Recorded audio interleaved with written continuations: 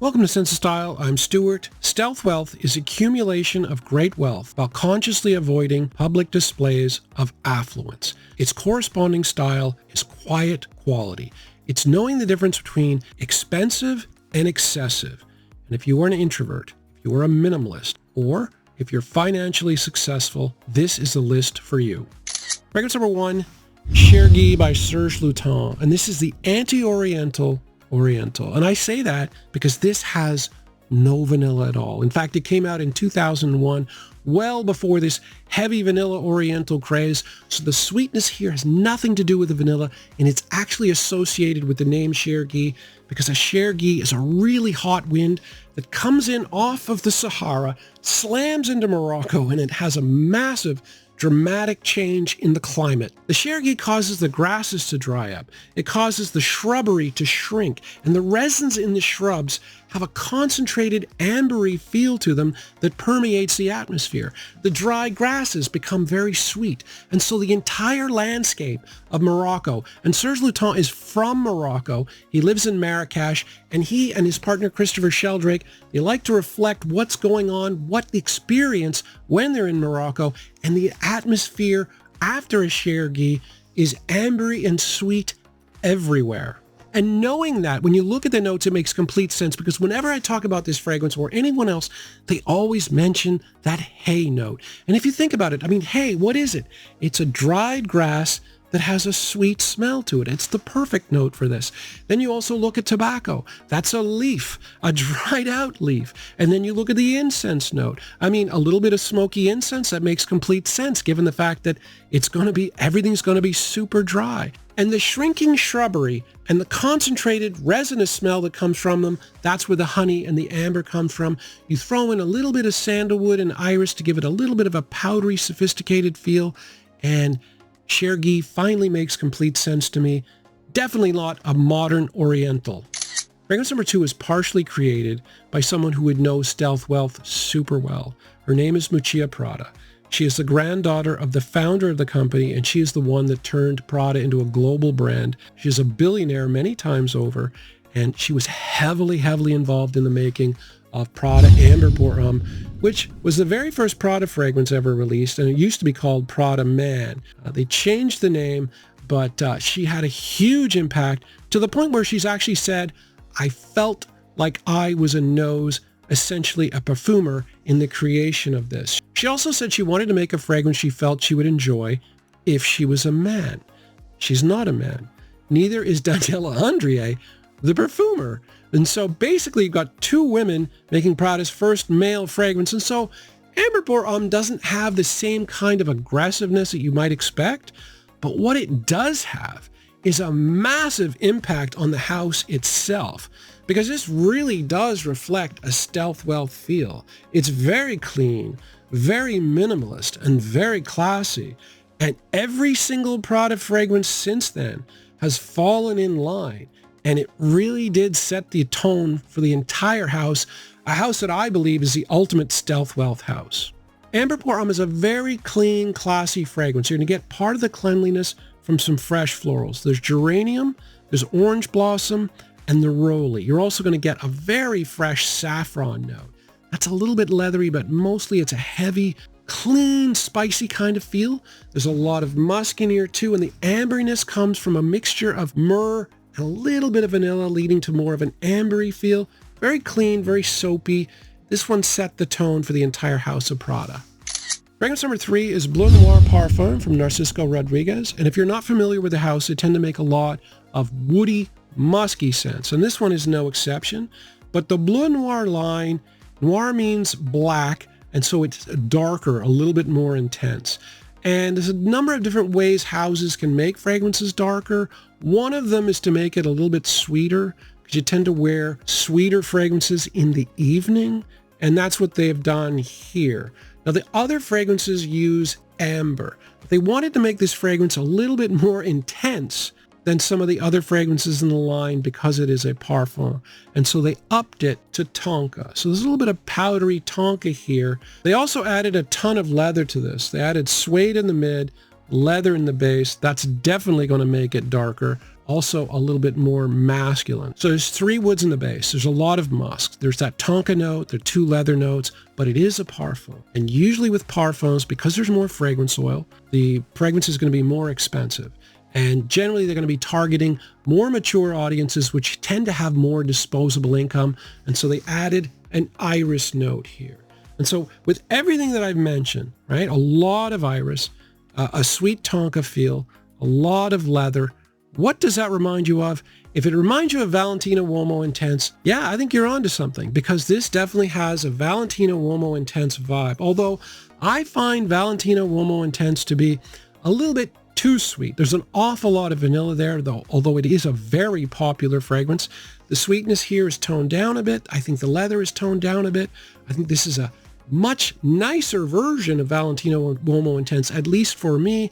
It is a little bit quieter, still has very good performance. I think this is a really good option. And whether you like Valentino Uomo Intense or not, this is a great choice. Fragrance number 4 is one of the best floral fragrances for men ever made. This is Reflection Man from Amouage. And when I say floral, I'm not kidding. There are 4 floral notes in here that all play a big role. So you're going to get the iris note. You're going to get neroli. Then you're going to get a couple of notes that are often used in female fragrances, ylang ylang and jasmine. So it's got a unisex vibe. Yes, there's a lot of woods in the base. There are 4 of them. Yes, you're going to get what I often interpret as a minty feel with a combination of rosemary and cypress. However, it's still seen as kind of a unisex fragrance, and yet no one batted an eyelid. And this is not a recent fragrance. This is not something that's come out since the whole gender fluidity thing. This came out in 2006, long before it. But people didn't care, mainly because it's a niche fragrance. And the more you're into fragrances, the less you worry about things as to whether they're female or male.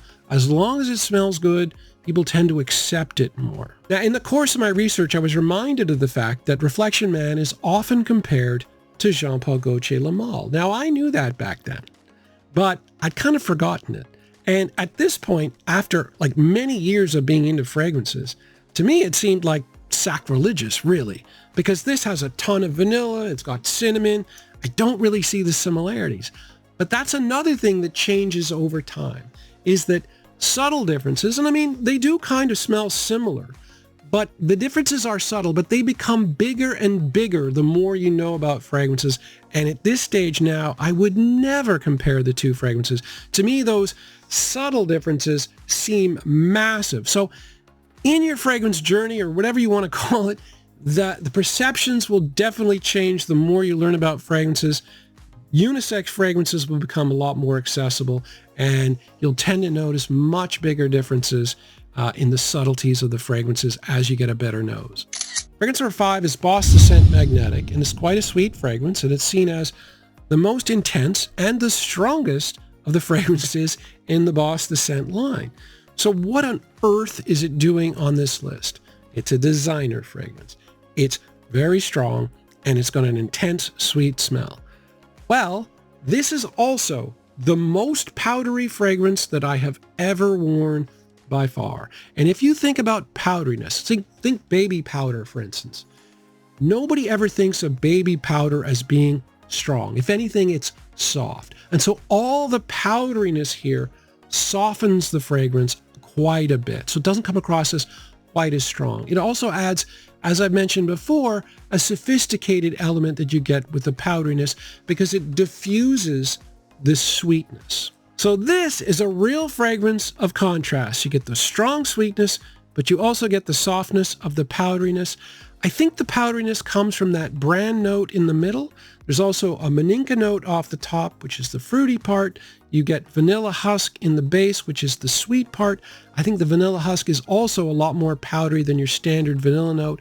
So combine the vanilla husk with the bran, and you get a very powdery fragrance. This one's a little underrated, if you ask me. Fragrance number 6 is Versace's Dreamer, and this is a fragrance that I always used to wonder why Jeremy and Ash from Gen Sense would always talk about this fragrance lovingly as if it was some kind of classic, because I bought it and I thought, oh, well, you know, it's pretty good. You know, it's nice. It's powdery. It's got some iris, but, you know, like, why are they going on and on about it?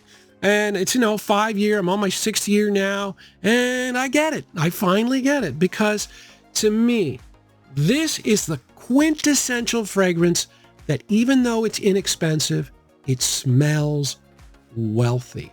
To me, it's the ultimate fragrance there because of the way it's constructed. This is another fragrance that's often compared to Jean Paul Gaultier's Le Male, but this is a much classier version, even though it's super inexpensive. Le Male has mint and lavender. Here you're going to get juniper and artemisia. Le Male also has a ton of vanilla. Here you're going to get amber. But this also has, aside from having the sweetness and the aromatic quality, it's got a real powdery element because you're going to get tobacco blossom, you're going to get iris.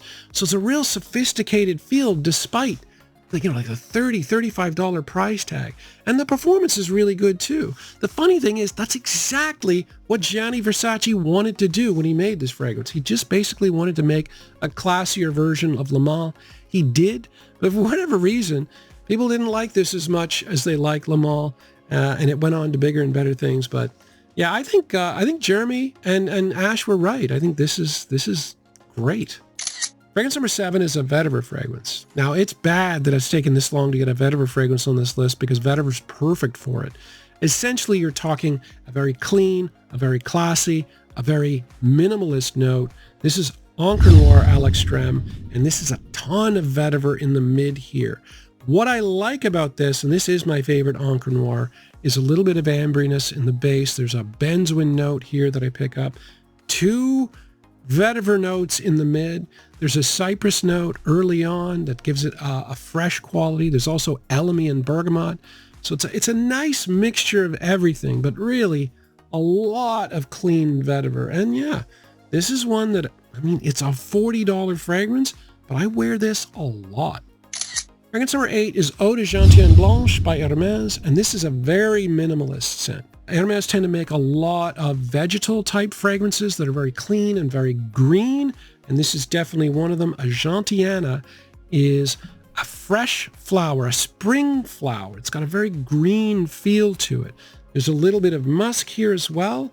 There's a little bit of iris that I pick up on occasion. This is an eau de cologne that performs like a monster, like 6 hours. Not a ton of projection, but you feel really fresh when you wear it.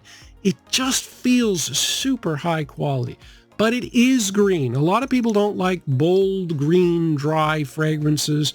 They get put off by it. I find it's something that I've come to appreciate more over time. I really do like it. I tried to sell it. Now I won't sell it. But yeah, this one is really good. But 6 hours for an eau de cologne is kind of crazy. So anyway, yeah, hopefully you guys enjoyed this. I know I talk about quiet luxury and stealth wealth, things like that a lot, but that is kind of my style. That's what I prefer. That's what a lot of my core audience prefers. But I will be varying it up a little bit later on. But for now, yeah, stealth wealth. Thanks for watching.